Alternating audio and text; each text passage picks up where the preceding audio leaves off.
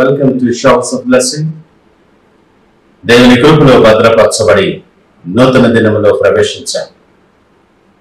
ఈనాటి దేవుని వాగ్దానం, నీతో యుద్ధము చేయువారితో నేనే యుద్ధము చేసేదను.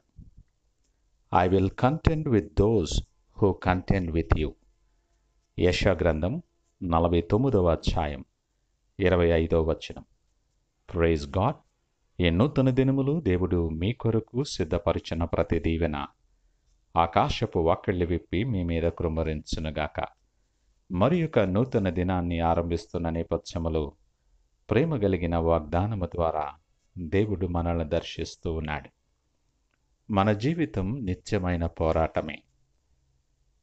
అనుదిన జీవితములో, ఆత్మీయ జీవితములో అనేకమైన ప్రశ్నలు, సమస్యలు మరెన్నో ఎదుర్కొంటూ వాటి మీద పోరాటము చేస్తూ జయిస్తూ ముందుకి కొనసాగుతూ ఉంటాం.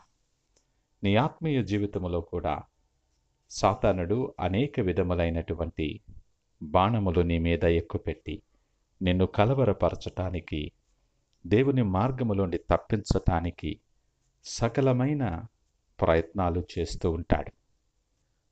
ఒక్కోసారి ఈ శత్రువు దాడుల వలన, సాతానుడు కలుగు చేసే శోధనల వలన, అననుకూల పరిస్థితుల వలన మనశ్శాంతిని కోల్పోయి అలసిపోయి చాలాసార్లు బలహీనపడిపోతూ ఉంటాం.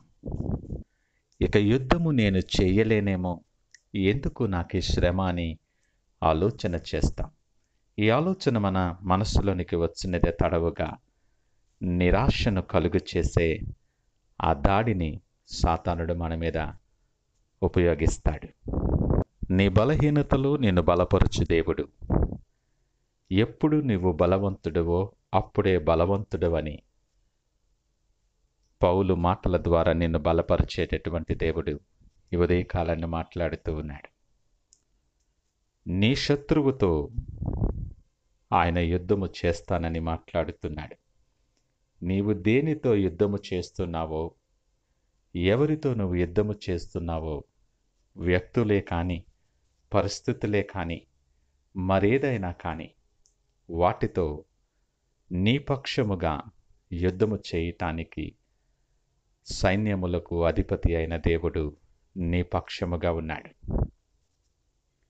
ఈ మాట ఎంతో ఆదరణ కలుగు చేస్తూ ఎంతో ధైర్యాన్ని మన జీవితంలో నింపుతుంది అని అంటాడు. బలాఢ్యులు, చెరపట్టబడిన వారు సహితము విడిపింపబడుదురు. అద్భుతమైన వాగ్దానం. ఆయన నీ పక్షముగా ఉండగా నీకు విరోధి ఎవడు? నీకు విరోధముగా రూపించబడిన ఏ ఆయుధమును వర్ధిల్లనీయడు ఆయన. నీ పక్షమున ఆయన ఉండగా నీవు ఊరకే నిలుచుండి ఆయన కలుగు చేసే రక్షణను చూసే ధన్యత నీకు అనుగ్రహిస్తూ ఉన్నాడు. నీవు బంధకములో ఉన్నా, నువ్వు చెరసాలలో వేయబడిన, అనేకమైన అననుకూల పరిస్థితుల్లో నువ్వు చుట్టబడి ఉన్న ప్రతి బంధకానికి, ప్రతి బలహీనతకు అతడు విడుదల ప్రకటిస్తూ ఉన్నాడు. వాటన్నిటి మీద అతడు యుద్ధము చేయటానికి నీ పక్షముగా నిలుచుని ఉన్నాడు. ఇంకెందుకు దిగులు చెందుతావు?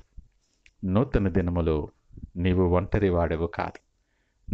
నూతన దినములో పోరాటము నీది ఒంటరి పోరాటము కాదు. నీ పక్షమున వ్యాజ్యమాడువాడు, లోకమును జయించినవాడు, మరణాన్ని జయించినవాడు, ఆయన ద్వారము తీయగా ముయ్యగలిగినటువంటి వాడు ఎవరునూ లేడు.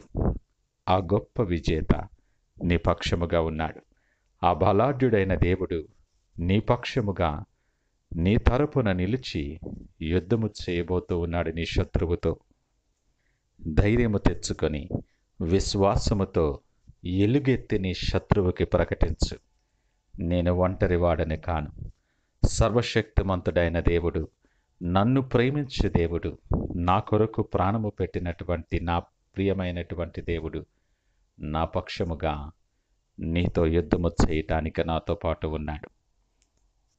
నీకు కలిగిన ప్రతి భయము నుండి విడుదల కలిగించేవాడు. భయపడకు, ధైర్యము తెచ్చుకో. నీ మెడకట్లను తెంపుకో, నీ బలాన్ని ధరించుకో. నీ బలము నీ ప్రక్కనే ఉంది. నిన్ను బలపరచువాడు నీతో ఉన్నాడు. ఆయన నీతో ఉండగా నీకెందుకు భయం?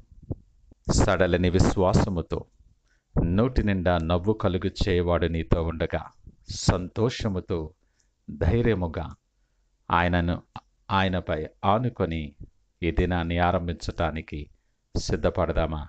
ప్రార్థించుకుందాం. మహోన్నతుడు, నమ్మకమైన మా యేసయ్య, స్తోత్రాలు. మరి ఒక నూతన దినం మాకు అనుగ్రహించారు. మీకు వందనాలు.